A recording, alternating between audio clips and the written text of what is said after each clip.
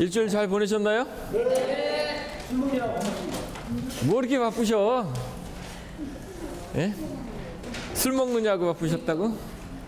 그냥 숙제 안 하셨다고요? 못했습니다. 자랑이에요? 걸쳐야 돼요. 예? 왜 술은 드셨잖아요. 그럼 뒤에 나가서 손 들고 서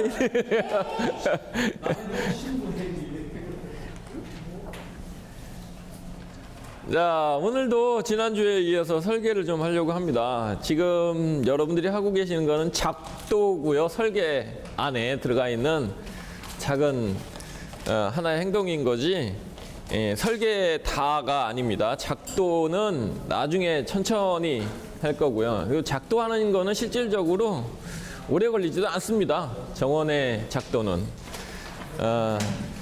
설계하는 데 들어가는 그 구상 개념이라든가 지난번에 설명드렸던 것처럼 구조라든가 원리를 아는 게 가장 중요한 거죠. 되도 않는 설계를 해갖고 줘봐야, 그림까지 그려봐야 시공이 안 되는데 필요가 없는 짓이죠. 네, 그런 예가 굉장히 많습니다. 우리가 당연히 손설계를 해야죠. 또 손설계를 하면서 굉장한 많은 고민을 합니다. 이게 맞는 위치인가? 이게 맞는 원리인가? 고민을 굉장히 많이 하기 때문에 잘못된 시공 방법이 덜 나온다는 거죠. 그래서 손설계가 꼭 필요하다는 겁니다. 우리나라 기능사부터 조경은 다른 자격증에 비해서 좀 다르게 조경은 기능사부터 설계가 들어갑니다. 기능사에서 설계 들어가는 예는 거의 없거든요. 전기하고 건축이 도면을 그립니다. 전기는 간단해요. 그렇게 어렵지 않습니다. 건축은 거의 똑같은 모델로 나오기 때문에 좀 조금 조경은 근데 그리는 사람마다 다 틀려요. 정답이 없어요. 채점하기가 그래서 굉장히 어렵습니다. 경기도권 내에서 조경 기능사 설계 시험은 제가 다 채점을 하거든요. 1년에 5번을 시험 보는데 한 번은 고등학생들이 필기 면제받고 실기만 보는 거고, 일반인들은 1년에 4번을 볼 수 있습니다. 4번을 보는데 경기도권 내에서 시험 보는 사람들은 설계는 다 제가 채점한다는 거지. 그런데 그 한 회차에 경기도권 내에서 내가 채점하는 게 한 2,000부 정도 되거든요. 2장을 제출하는데 그 2,000부가 다 틀려요. 똑같은 도면이 하나도 없습니다. 그 정도로 디자인에 손설계를 하게 되면 디자인의 내용이 다 틀려진다는 거죠. 얼굴 생긴 것처럼 많은 사람의 얼굴이 다 틀린 것처럼 똑같은 사람은 없잖아요. 비슷한 분들은 있어도, 이렇게 비슷한 이미지를 갖고 계신 분들은 있어도. 근데 똑같은 도면이 하나도 없다라는 거예요. 그래서 채점하기가 굉장히 어려워요. 잘했다 못했다를 따지는 게 아니고 어떤 게 더 나으냐 또는 어떤 게 더 원리적으로 맞느냐, 이런 걸 따져야 되다 보니까 되게 민감하죠. 그리고 점수가 100점 만점에 설계 점수가 50점이야. 되게 합격에 당락에 굉장한 점수 비중을 차지하다 보니까 굉장히 예민하게 체크를 해야 됩니다. 저만 채점을 하는 게 아니고 제가 1차 채점관이고 2차 채점관이 또 있어요. 시험이 끝나고 나면 약 한 달 동안에 2번에 걸쳐서 채점을 하는데, 그러다 보니까 시간이 오래 걸려서 결과가 한 달 뒤에 나오는 거죠. 하여튼 2,000부라는 그게 이제 설계에 약 1,000부 정도 되는 겁니다. 왜냐하면 단면도하고 평면도를 같이 내니까 2장을 제출하는 거니까 2,000부가 되는 거고, 약 1,000부 정도 되는 건데 1,000부의 디자인이 다 틀리다 보니까 달라요. 채점하기도 어렵고. 여러분들이 여기서 설계를 하시게 되면 설계하는 사람들은 다 다르게 나와야 돼요. 그게 정상이고. 원칙은 설계는 정답은 없습니다. 디자인은 마음이에요. 그런데 얼마나 원리에 가깝느냐, 또 얼마나 클라이언트, 그러니까 발주자의 의도에 맞추느냐, 그 다음에 원칙을 맞추느냐. 원칙은 있습니다. 뭐는 하면 안 되는 거. 예를 들자면 어린이 놀이터에 그네를 설치하는데 동남 방향으로 설치하면 안 된다라는. 왜 그래요? 그렇지. 아침 저녁으로 눈이 부셔서 우리 운전할 때랑 똑같은 거죠. 운전할 때 햇빛이 노을 지는 방향으로 운전할 때 굉장히 어렵잖아요. 그래서 선바이저 내리잖아요. 그죠? 그런 것처럼 아이들은 그런데 그런 개념이 없어요. 그러다 보니까 동남 방향으로 하게 되면 애들이 앞에 누가 있는지 없는지 애들이 또 그냥 놉니까? 막 뛰어내리지 막 날라댕기잖아. 막 거기서. 그죠? 앞에 누가 있으면 그냥 큰 사고가 나죠. 또 미끄럼틀의 슬럼프 부분.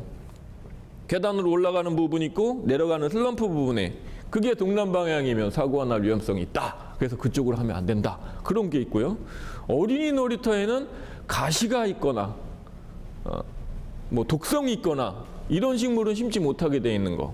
그리고 또 어린이 놀이공원이 있고 놀이공원 안에 놀이터가 있죠. 놀이터에 옆에는 상록동 수목을 심지 말아야 된다. 왜? 그늘이 지니까. 그렇죠? 그런 규정들이 있어요. 또 어린이 놀이터에 모래를 많이 우리 쓰잖아요. 우리 최초로 놀이터가 생기면서 제일 먼저 쓴 게 모래였습니다. 그리고 나서 쓴 게 뭐예요? 고무칩 블럭, 매트. 지금 얘기하시는 매트는 그 고무칩으로 된 종류를 다 얘기하는 거고 블럭. 그래서 50cm, 50cm. 예, 또 1m, 1m짜리 해갖고 고무칩은 뭘로 만듭니까? 폐타이어로 만들죠? 그거 굉장히 안 좋은 거 아시죠? 네. 그리고 또 하나 뭐가 문제예요? 왜 굉장히 안 좋습니까? 그냥 있으면 괜찮은데 아이들이 거기서 막 나돌아다니면서 가루가 나오고 그 그네 밑에 바닥에는 구멍이 이렇게 파이지죠, 그죠? 껍질이 다 벗겨지겠고 네. 그런 문제. 그래서 그런 공해 문제, 폐타이어가 절대 좋지 않다. 또 환경으로는 또 얼마나 안 좋으냐면 걔가 미세가루가 돼서 비가 오고 나면 지면으로 들어가서 전체적인 환경 오염이 되고 썩지도 않고 분해도 안 되고 그런 문제 때문에. 그러니까 처음에 나왔던 건 모래, 그 다음에 블럭이 나왔다, 고무칩 블럭 나왔다, 그 다음에 고무칩 칼라 포장이라고 매트 포장 그냥 깔아놓는 거 있죠. 거기에 막 캐릭터 그림이 있고 요즘에 제일 많지 그게.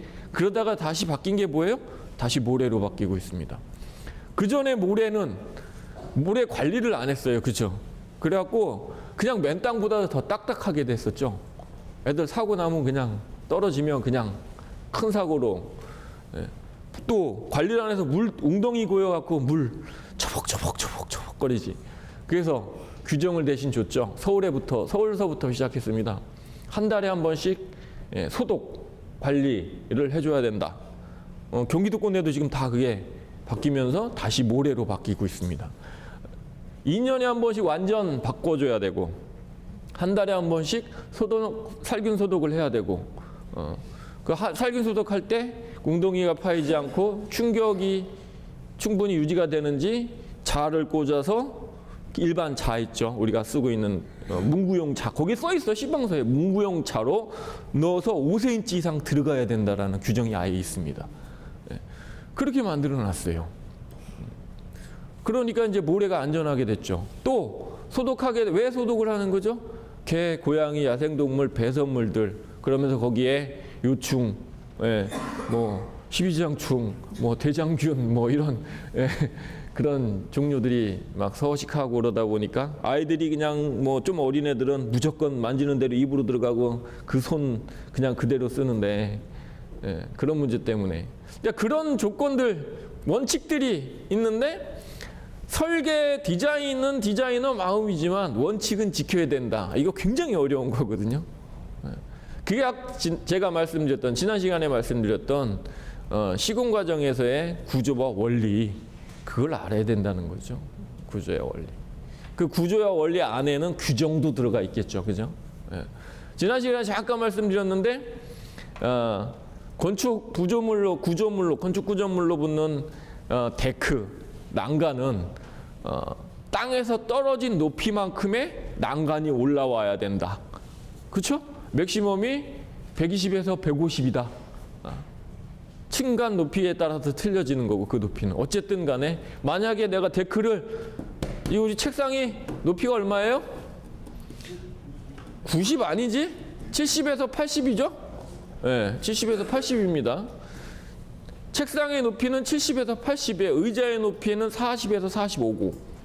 여러분들 앉아있는 높이는. 하여튼 간에 책상 높이만큼 데크 높이를 띄었다. 이만큼의 난간 위에 올라와 있어야 돼. 그게 규정이야. 그게 원리고 원칙이야. 디자인만 원한다고 그냥 이거를 막 다른 디자인 요소를 해친다고 얘를 뭐 40cm 뭐 이렇게 줄이거나 이럴 수 없다는 거죠. 난간의 살의 폭도 20cm를 넘으면 안 돼요. 왜? 빠지니까. 그렇지. 빠지니까. 대부분 그래서 안전 규정을 지키기 위해서 15cm 정도로 하고 있죠. 살 넓이 폭이. 어린이 놀이터의 규정은 더 심합니다. 어린이 놀이기구 있죠? 조합놀이대 이런 것들은 더 심해요. 조합놀이대는 그 안전규정 기구가 따로 있습니다. 아이들 발 모양, 손 모양, 머리 크기 모양의 기구들이 있어서 그걸 다 집어넣어봐. 그게 통과되거나 끼면 안 돼. 이런 규정. 그래야 안전검사 필증이 나옵니다. 그래야 운영을 할 수가 있어요. 만약에 아파트에서 요즘들 얼마 전에 아파트 나라에서 다 보조해줘서 놀이기구 다 바꿨죠? 아직 안 바꾼 데 있습니까? 10년째 됐는데 아파트 놀이시설이 10년 됐는데 만들어진 지 10년이 됐는데 교체 안 한 데 있으면 빨리 신청하세요. 자, 하여튼 간에 어린이 놀이기구 같은 경우도 그런 규정들, 뭐 원칙들 그런 것들이 있어요. 또 그냥 여러분들 놀이터에 가보시면은 그냥 여러분들이 그냥 놀이터라고 하죠, 그죠? 놀이터, 어린이 놀이공원, 뭐 어린이 공원 뭐 이렇게 얘기하는데 놀이터라고 하는 건 놀이기구가 있는 그 장소, 더 디테일한 데를 놀이터라고 얘기하는 거고 전체는 어린이 공원이나 소공원이라고 얘기를 하는데요. 그런 어린이 공원 같은 데 보면은 전체 면적이 다 고무칩으로 깔려지는 데가 있어요, 그렇죠? 그런데 보시면 다 똑같은 높이로 되어 있는 것 같죠? 사실 그렇지 않습니다. 어린이 놀이기구가 있는 데는 더 두껍게 깔려 있어요. 그래서 거기 위에서 이렇게 퉁퉁퉁퉁 뛰어보면은 어린이 놀이기구가 있는 데는 더 푹신푹신합니다. 왜냐하면 아이들이 떨어졌을 때 그 충격을 완화시켜줘야 되니까 더 두껍게 깔려야 되죠. 그런 규정들이 도면에 보면 세부 규정에 보면 뒤쪽에 세부 구조도 상세도를 보면은 어린이 놀이터가 있는 어린이 놀이기구가 있는 놀이터는 더 두껍게 깔려 있어요. 보통 한 10cm 정도 깔립니다. 7cm 이상 깔리게 되어 있으니까 규정으로. 그리고 나머지 공간에는 5cm 이상. 또 어떤 데 보도의 보행로로만 쓰는 데는 3cm 이상 깔리게 되어 있어요. 다 틀립니다. 근데 여러분들 볼 때는 그냥 다 똑같아 보이잖아요, 그죠? 그리고 다 깔아놓고 실무자들이 검수를 오거든요. 그럼 어떻게 할 거예요? 그 안에 뭐 까보지도 않고. 어떻게 하는지 아세요? 침봉을 꽂아 봅니다. 침봉. 바늘같이 생긴 침봉. 그걸 꽂아갖고 딱 재서 꺼내갖고 그걸 자로 대봐. 막 쑤시고 댕겨. 그렇게 해갖고 합격 점수가 나와야 준공허가 나오고 또 안전 검사 필증이 나와서 운영이 됩니다. 그런 경우 있습니다. 아파트에서 정부 보조 받아갖고 한다고 하는데 과정에서 조금 저렴하게 해서 그거 좀 남겨갖고 다른 용도로 쓰려고 특히 포장재 같은 경우는 안 보이잖아. 요만큼씩 하고 어떻게 그리고 사람이 컴퓨터도 아니고 똑같은 면적에 똑같은 두께로 까나? 그게 진짜 그건 불가능해요. 제가 어린이 공원 수없이 만들어봐도 저도 그렇게 해본 적이 없습니다. 그렇게 되다 보니까 어떤 데는 뭐 규정이 3cm라면 3cm 이상을 4cm 정도를 깔아요. 그러다 보면 어떤 데는 3cm가 나오는 데도 있겠지. 근데 2cm 만약에 그 뭐 허용 오차 범위를 만들어서 5mm 정도의 허용 오차 범위를 만들어서 그 이하면 재시공 위에 뭐 재피복 뭐 이런 식으로 하라고 얘기를 하거든요.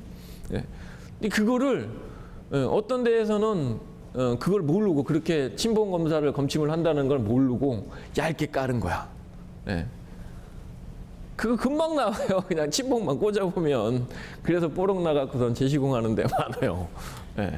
안전검사 안 떨어져 갖고 중간에다가 우리 저 사건 사고 나면은 왜 경찰들이 폴리스 라인 노란 거 줄 띄는 것처럼 그렇게 빨간색 안전주의 딱 해놓고 사용 못합니다. 재시공할 때까지. 이런 경우 종종 있습니다. 알아야지.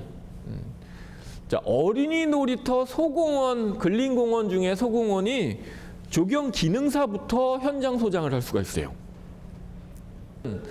그거하고는 자격증하고는 뭐 또 틀리죠. 공사 현장에 현장 책임자로 있어야 될 사람이 특히 관공사인 경우에 우리나라 규정상 그렇습니다. 산업기사, 기능사 이상의 이제 그 공사 금액, 규모, 그다음에 공사 내용에 따라 틀리는데 있어야 되는 규정이 있고요. 시도마다 약간씩 조례가 좀 틀린데 대부분이 기능사 이상입니다. 관리공사 있죠. 전지전정 이런 것들은 일반 전지전정 1년에 연간 관리로 해야 되는 일반 전지전정 이거는 기능사만 있어도 됩니다. 그 다음에 어린이공원, 쌈쥐공원, 소공원 요것도 기능사 갖고 됩니다. 이제 그거 이상 되는 면적이 500제곱미터 이상 되는 경우는 이제 산업기사 이상이 붙어야 되고 뭐 또 돈도 관련이 있어요. 1억 미만인 경우는 기능사가 현장 소장할 수 있고 또 1억 이상 되면은 근데 그걸 또 각 시도마다 또는 군 뭐 시 뭐 이렇게 지자체마다 또 정해놓은 것들이 내부 규정들이 있어서 뭐 300만 원, 500만 원 뭐 이런 식으로 또 만들어놓은 규정들이 자체 규정들이 있어요. 일단은 방법을 좀 아셔야 되는 거니까 지금 하는 방법만 좀 아시면 되고요.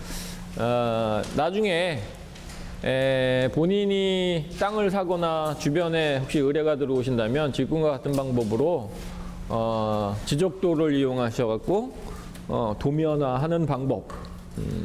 지금 이제 기능사 뭐 아까 얘기했는데 기능사인 경우는 이렇게 하질 않고 주어진 면적이 나옵니다. 이거는 이제 개인별 그 내용이 다 틀리고 개인주택이기 때문에 아까 얘기 드린 것처럼 디자인은 여러분들 마음대로 할 수 있습니다. 원칙으로만 좀 원래 갖고 있는 규정만 좀 지킨다면 뭐 어려운 게 아닙니다.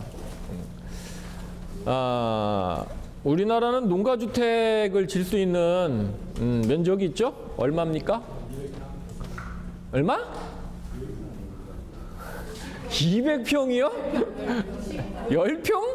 아니 건물 아니 200평에 10조 아니 저 건물 말씀하신 거예요? 건물 한 지는 네, 농가주택이라고 제가 말씀드렸잖아요. 25평, 뭐야, 다 틀려. 30평. 35평입니다. 35평.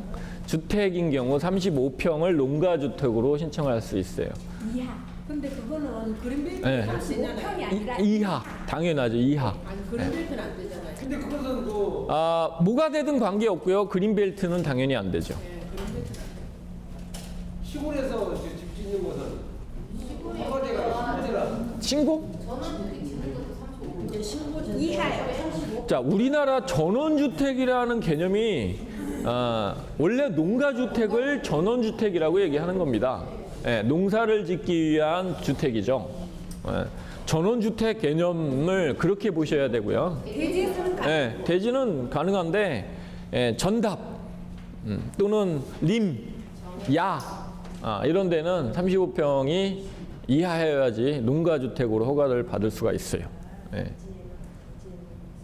대지에는 관계없고 뭐 대지는 자기 마음인 거지. 여기 대지에 이사로 질 수 있는데 관계없어요. 내가 그것도 이제 각 지역마다 약간씩 틀리는데 그 지역에 몇 년 살고 농지는 얼만큼 갖고 있어야지만 되는 그런 규정이 있습니다. 왜냐하면 농사를 짓자고 농가주택을 신청하는 거니까. 이해되시죠? 뭔지? 그런다고 그 농가주택이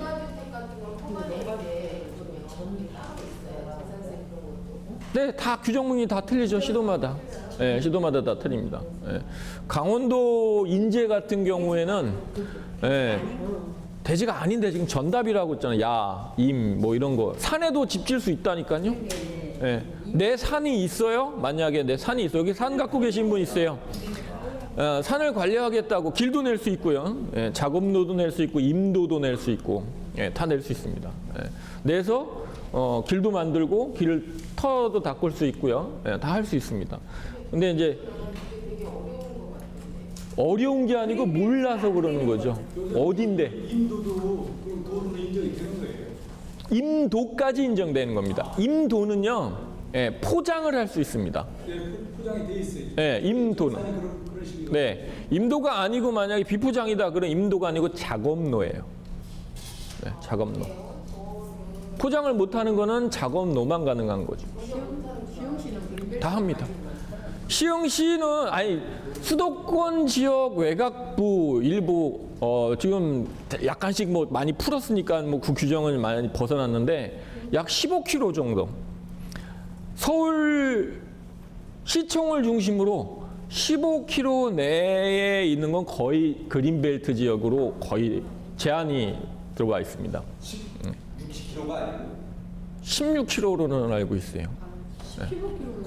직선 방향으로 16. 네, 거기는 거의 안 풀리고 시흥시는 그 지역 제한 구역으로 잡아놓은 것들이잖아요. 그린벨트가 아니에요. 정식 명칭은 그린벨트가 아닙니다. 그렇죠. 그런 거지. 제가 말씀드린 건 먼저 그린벨트. 그 그린벨트를 만든 이유가 뭡니까? 서울을 중심으로 해서 공기를 정화시키기 위해서. 가장 큰 건 그거죠. 예. 그러니까 그 몇 사람들만 피해 있는 거예요. 아니 그건 도심으로 만들어진 거고 각 지자체마다 도심 지역의 열섬 현상을 막자고 또 만들어져 있는 제한 개발 구역이 또 있고, 예. 또 문화재 관련된 또 군사 관련된 또 제한 구역이 또 있고 다 틀리죠. 그러니까 꼭 서울 수도권만 한정돼 있는 거는 아니고 각 시도마다 또 만들어 놓은 제한 구역이 있으니까 농가주택을 질 수 있다. 35평으로 따지질 않으니까 이제 35평 정도 되는 거죠. 예, 원래는 평으로 따지면 약 36평 정도 되는 거고요. 제곱미터로 나오기 때문에 이제 그 규정에 따르다 보니까 약간 애매한 게 나는데 대략 35평 미만이면은 농가주택을 지방의 예입니다. 예, 여기 시흥시만 얘기하지 말고 시흥시는 제발이라 그러는데 제발이라 그런다고 우리가 예, 제발 줄여서 제발이라 그런다고. 그래서 농가주택의 형태는 내 마음이거든요. 본인이 짓고 싶은 대로 35평 미만이면 되니까 건축물을 좀 그려 놓으셔야 됩니다. 건축물은 내 마음대로 그리면 된다. 내 마음대로. 왜? 그건 건축에서 하는 거니까. 여러분들 건축 배우는 게 아니에요. 건축 배우려면 여러분들 머리 새. 건축 배우려면 그렇게 오래 걸립니다. 이게 쉬운 게 아니니까 건축은 넘어가고 건축 형태는 여러분들이 알아서 그리시면 되고요. 건축물을 내 땅이 이렇게 생긴 땅이다. 북쪽이다. 네. 자, 도로가 여기 인접한 도로가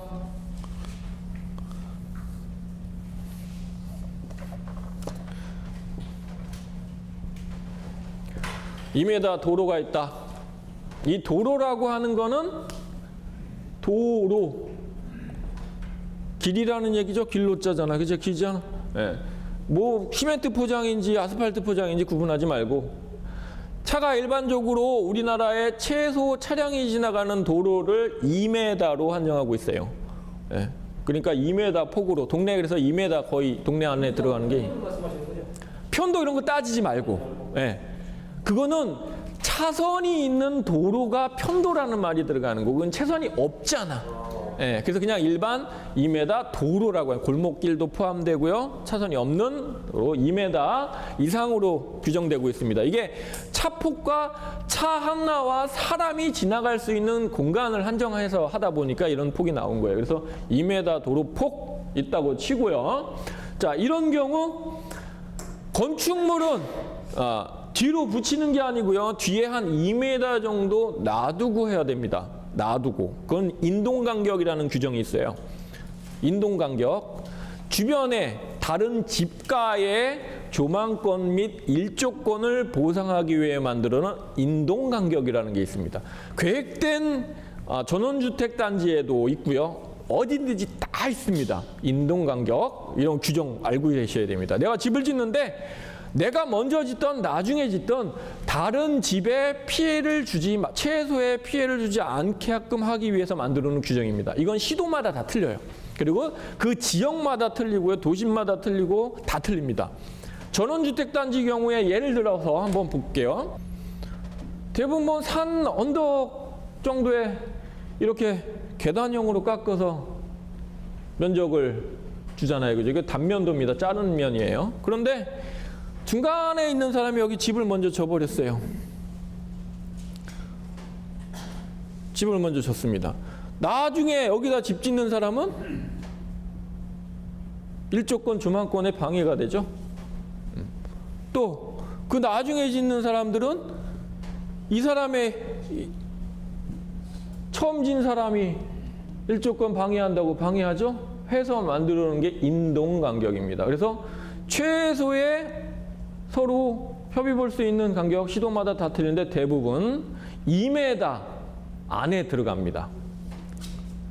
경계선에서 지적도상의 경계선에서 2m. 도시인 경우는 조금 더 심한 경우도 있고요. 아니면 밀집 도시인 경우는 더 좁아지는 데도 있고요. 또 전원주택 단지인 경우는 4m로 규정하는 지역도 있고 뭐 그건 지역마다 다 틀립니다. 평균 2m라고 보겠습니다. 예. 그리고 제가 볼 때에도 평균 2m는 돼야 뒷뜰 공간도 나오고 다른 공간도 나오기 때문에 최소 2m. 자, 2m 만약에 애매한 뭐 5m, 6m 만들어 놓았잖아요. 뒤에 안 쓰는 공간이 손해 보는 공간이 굉장히 많아집니다. 그래서 규정이 만약에 있다면은 규정을 따라줘야 되고요. 규정이 널널하다고 하면 굳이 4, 5m씩 빼지 마시고 2m 정도는 놔두셔야 된다.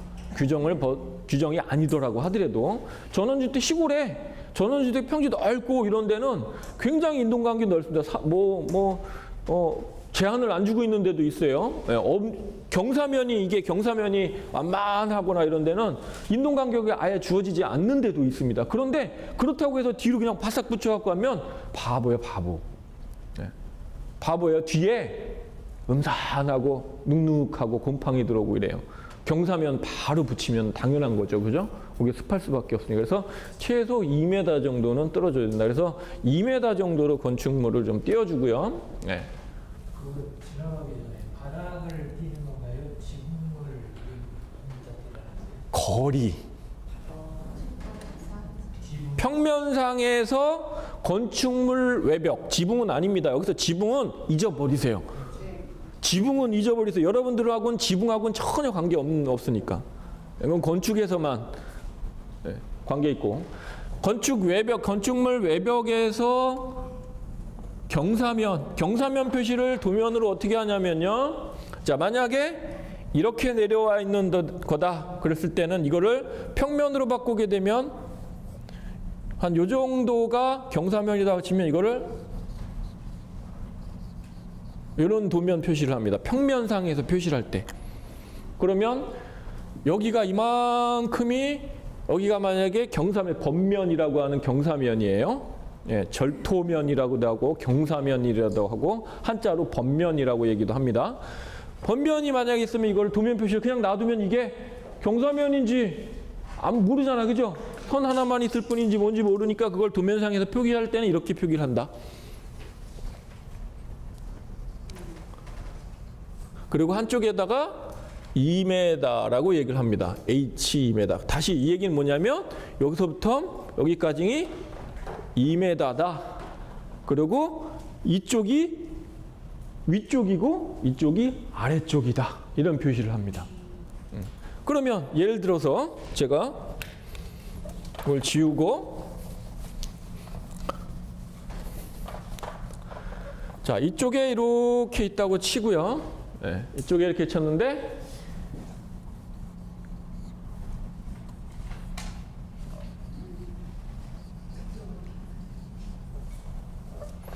자, 이렇게 있다고 치고 여기에다가 이렇게 하면 어떻게 되겠어? 나오지, 그지? 나오지? 자, 그러면 우리 땅이 기준입니다. 우리 땅을 기준이라고 얘기합니다. 우리 땅, 내 땅, 내 부지를 기준이라고 얘기하는데 이 기준을 영어로 뭐라고 얘기하냐면 그라운드 레벨, 내 나와바리, 백그라운드 뭐 이런 말 쓰잖아. 내 구역. 그라운드 레벨. 그래서 그걸 영어로 뭐라고 쓰냐? 약자로 GL이라고 씁니다. GL. 그라운드 레벨. 자, 여기에서 여기쯤에다가 자, 원한을 그리고 이렇게 해서 한쪽에 색칠하고 한쪽에 색칠하고 난 다음에 여기에다가 GL 빵이라고 쓰면 여기가 기준 내 땅이 빵이구나. 자, 그리고 여기에다가 뭐라고 써야 되냐면 안 쓰고 여기에다가는 그냥 1.0 여기에다가는 2.0 여긴 잘못됐어요. 뭐라고 써야 되냐면 마이너스 1.0 이렇게 써야 됩니다. 플러스는 표시 안 합니다. 마이너스만 표시합니다. 그러면 자, 이 얘기를 하면 여기가 빵 기준이고 여기에서 이 밑에는 1m 경사면이 만들어진 거고 여기는 2m 번면이 만들어진 거다. 경사면이 이것도 경사면, 이것도 경사면이에요. 내 기준으로 봤을 때는 사면인 거고, 그죠? 위에서 보이는 사면이 보이는 거고, 이쪽은 내려간 면이 보이는 거고, 이걸 표시를 이렇게 해줍니다. 자, 이 GL에만 GL을 표시 안 하고, 요즘엔 약식으로 GL을 표시를 안 하고 그냥 빵도 씁니다. 빵 기준이구나 여기가. 이런 표현도 씁니다. 자, 특히 또 하나의 문제가 있는데 도로입니다. 도로에는 전체 면에 2개 이상의 레벨 표시를 해줘야 됩니다. 경사면에 이런 표시는 해주지 않습니다. 자, 그래서 상단에 자, 여기보다는 낮은 여기가 빵이 될 것이고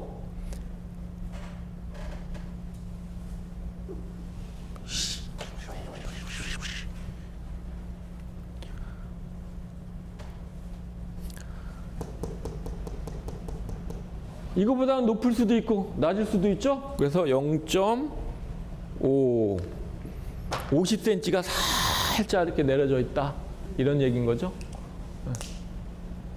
살짝 내렸다. 그러면 우리 집도 당연히 경사가 살짝 있어야 되겠지, 그지? 살짝 있어야 되겠죠. 자, 이게 이제 기본 도면을 표기할 때 주변에 참고할 수 있는 참고 도면이라고 얘기합니다.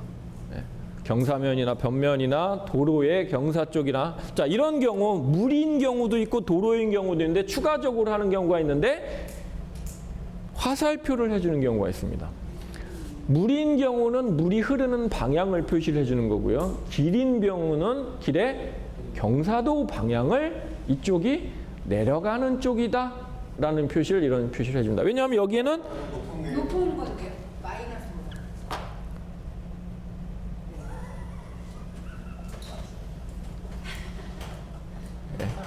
이쪽이 내려가는 쪽이다. 이렇게 표기를 합니다. 자, 여기에서 대문의 위치는 어디가 좋을까요? 대문의 위치는 어디가 좋을까요?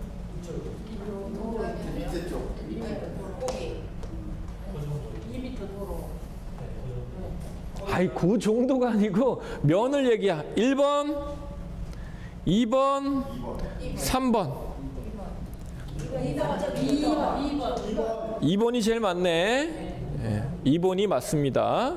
자, 원래는 1번이 제일 좋습니다. 1번이. 제가 동쪽이 이쪽에 해 뜨죠, 그죠? 해 뜨는 기운을 받겠다. 그런데 이게 직선 라인이잖아요, 그죠? 도로에 바로 붙은 라인이기 때문에 이건 사실 좋지 못해요. 그래서 이 두 번째로 좋은 이 부분이 제일 좋다. 그러면 대문을 이쪽에다가 바로 설치하는 게 좋은지 아니면 안으로 경계를 하나를 다시 만들어서 여기를 만들어 놓고 여기를 공간으로 띄워두는 게 좋은지 당연하죠? 왜 그래요? 자, 위험성 첫째 당연한 겁니다. 두 번째 그렇지. 가외 공간이라 그래요. 이걸 갖고. 가외 공간. 우리 집에 차가 한 대가 아니고 두 대야. 하나는 들어왔다 쳐. 그러면 나는 반대하는데 정원 안에 주차장 되게 싫어해요, 저는요. 예. 정원 안에 주차장 저는 절대 싫어합니다. 그래서 어차피 내 땅이기 때문에 예. 경계만 틀려질 뿐이지 이렇게 경계 안 쳤다고 이게 남의 땅이 될 일은 아니잖아. 그죠? 내 땅이잖아. 그래서 대문을 안쪽으로 좀 들여놓는 게 좋습니다. 방향은 동남 또는 동쪽. 예, 그 안에만 들어간다면 좋을 것이고. 그래서 이 공간은 비워두면 가외 주차장으로 쓸 수 있기 때문에 이렇게 안쪽으로 좀 디밀어 놓는 게 좋습니다. 차 한 대가 주차할 수 있는 공간이 얼마예요? 0.75평.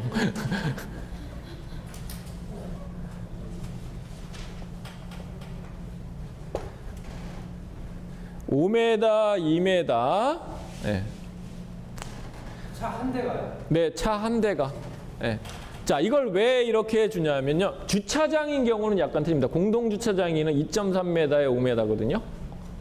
그런데 왜 선생님 개인주택인데 2m, 5m 길이는 폭은 짧아지는데 이거는 그렇습니까? 왜? 얘는 타이트해도 되는데 얘는 널널해야 주차를 넣기 빼기가 편하거든요. 네. 이 폭은 왜냐하면 개인주차장인 경우는 옆에는 뚫려 있잖아. 근데 공동주차장에는 차들이 밀집하니까 내리질 못해. 문 열고. 그래서 그 내리는 폭을 보상을 받자니까 1.3m, 2.5m, 뭐 장애에는 3m 이렇게 정해놓은 거지. 폭은 줄여도 되는데 길이는 줄이면 안 된다. 예. 근데 이 정도 폭을 여기에다가 대략적으로 좀 만들어 놓고 하는 게 좋고요. 자, 여기에 돌을 쌓는 게 좋습니까? 안 쌓는 게 좋습니까? 자연석 쌓기. 자연석 쌓기. 사실 이것도 토목 규정에 규정하고 있는 바는 있는데 예, 개인 땅이기 때문에 규정을 안 지켜도 안전만 하다면 자기만 안전하다면은 관계없어요. 싸는 게 좋을 것 같습니까? 안 싸는 게 좋습니까? 자, 저는 미관상 이쪽은 싸야 된다고 봅니다. 여기까지는 싸야 됩니다. 돌을 자연석 쌓기를 해야 됩니다. 아래쪽으로.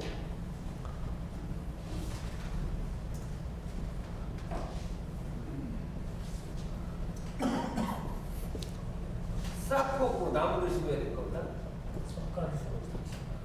그렇지, 석간수. 네, 석간수 좋지. 네, 석간수, 돌석자, 사이간자, 나무숫자, 돌 사이에다 나무를 심는다. 석간수. 돌을 쌓아주는 게 좋은데 여기는 돌을 싸면 안 좋습니다. 네. 근데 이런 경우는 약 1m 미만으로 옹벽을 콘크리트 옹벽 1m 미만입니다. 1m 이상인 경우는 굉장히 안 좋고요.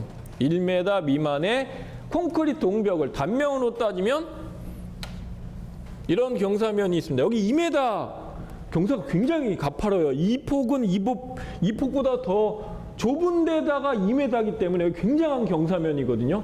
그냥 놔두거나 잔디를 해놓으면 이건 분명히 실립니다. 우리나라가 아니고 토목상에서 안전각이라고 하는 게 있는데 안정각. 안식각이라고도 하고 안정각이라고 얘기합니다. 네, 그건 두 가지 다 써요. 자, 안정각이라고 하는 걸 이제 각으로 따지겠습니다. 1m 요거, 예. 요걸 우리가 평각이라고 얘기합니다. 평각이라고 얘기하고, 안정각은 1m에 1.2m를 얘기를 합니다. 높이가 1m고 1m, 1.2m. 자, 이건 더 길어지면 길어질수록 더 안전하겠죠, 그죠? 근데 여기는 높이는 2m, 이건 길이 재보면 여러분들 나올 것이고, 자, 이걸 만약에 내가 높이는 이거의 높인 거지 이 길이는 아직 안 나왔어요. 네. 이 길이는 여러분들이 재보면 나오는 거잖아, 그죠? 재보면 나오는데 이게 만약에 같은 2m다. 그럼 뭐야? 1대1이잖아, 그지? 경사 굉장히 가파른 거죠. 그런데 얘를 자, 이렇게 가파른 1대1 경사를 1대1 경사를 옹벽을 1m로 만약에 쌌다. 1m, 이게 2m니까 1m면 이 정도까지 올라올 거 아니야, 그죠? 그죠? 자, 1m면 요거보다 살짝 높은 거야. 사람이 자기 눈높이보다 높으면 굉장히 높다라고 얘기하고요. 사람이 눈높이보다 낮으면 낮다라고 생각을 합니다. 심리적으로. 그런데 그보다 훨씬 낮은 1m, 그러면 거의 옹벽이라고 생각을 안 하게 돼 있습니다. 그쵸? 네, 심리적으로. 그래서 1m와 높이 나면 이 아시가 어떻게 됩니까? 1대 1.5가 되겠지. 네. 그쵸? 경사가 굉장히 완만해집니다. 왜? 여기는 1m고 내가 여기는 2m가 되니까. 1m고 2m가 되니까. 그쵸? 네, 엄청 완만해. 1대 2가 되는 거예요. 1대 2가. 굉장히 완만한 게 되는 거죠. 이 옹벽이 1에서 있어야 되는 거예요. 옹벽을 싫어하면 안 됩니다. 필요에 따라서 낮은 옹벽은 거의 사람 눈에는 인지를 못할 수 있기 때문에 1m 옹벽은 괜찮다. 1m 옹벽을 칠 때 옹벽만 치는 게 아니고 옹벽과 같이 트렌치라고 하는 배수로를 내줍니다. 같이 한 세트로 여기에다가 안전 또 배수로 해결 다 되는 거예요. 얘가 보이지도 않는 듯 하면서 인지하지 못하는 정도로 만들어지기 때문에 옹벽을 1m에 옹벽을 설치해 주는 게 이런 데는 좋다. 네. 자, 옹벽의 높이 H 1.0. 예, 여기다가는 CN 뭐 이렇게 콘크리트 약자를 써준다면 더 좋고 뭐 다 써주려면 다 써주고 옹벽을 설치하는 게 좋습니다. 자, 이쪽에는 뭘 하면 좋을까요? 담 쌓이지. 그쵸? 담 안 쌓으면 또 할 수 있는 방법 뭐 있어요? 나무 심으면 돼요. 생울타리. 쥐똥나무. 좋지. 개나리 같은 것도 괜찮고 또 뭐? 사철나무? 이거는 약간 고려해 봐야 되겠다. 추워서. 예, 저 강원도나 이쪽 추운 동네는 사철나무는 안 되고 이쪽 아래 동네하면 탱자나무, 사철나무 다 되는데 이 지역이라면은 사철나무는 안 됩니다. 여기도 지금 오다가 보면은 여기 무슨 IC, 돈 안 내는 IC 여기 뭐예요? 정황 IC에서 여기까지 오는 길에 보면은 양옆으로 사철나무 쫙 심어놨어요. 거기다가 방풍막 설치해놨죠? 예. 그 왜, 방풍막 왜 있는 거예요, 그거? 바람 맞으라고? 아닙니다. 염해 제거용입니다. 염화칼슘 뿌리고 나면 그게 튀어서 염해 피해를 막기 위해서 해놓는 게 가장 큰 거예요. 자, 어쨌든 간에 여기에다가는 생울타리를 심어 놓는 게 좋습니다.